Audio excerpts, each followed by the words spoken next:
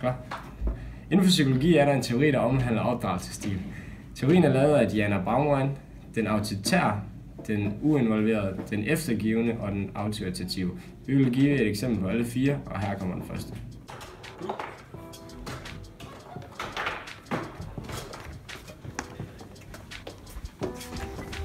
Hej.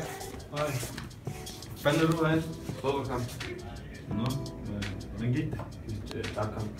3-0. Skårer du næste mål? Nej, jeg selv mål. Det var sjovt, ja. Ud af 3. Det skal du fandme. Du skal fandme ikke komme her og score selvmål.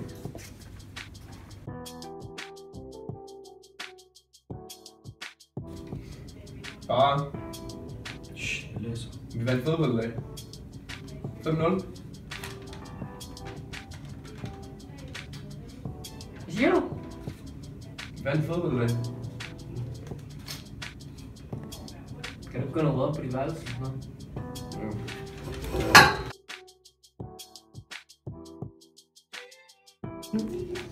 Nå, Frederik. Hvordan gik kampen så? Vi vandt 1-0. Ej, så er der lasagne til dig i aften. Ja, vi har lavet en pizza.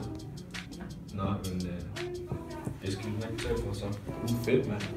Ja. Spiser du hjem? Nej, jeg spiser mit mad. Skål. Tak for det. Ja, det er jo. Tankes.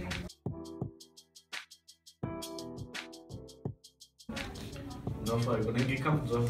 Vi tog kun lige. Nå, hvordan kan det være? Ja, men jeg skulle nok have skåret på den der kæmpe chance, jeg havde. Nå, okay. Hvad hedder det? Skal vi så ikke gå ud og træne? Skal vi ikke det? Jo. Ja, Fedt, man. Mor, hej.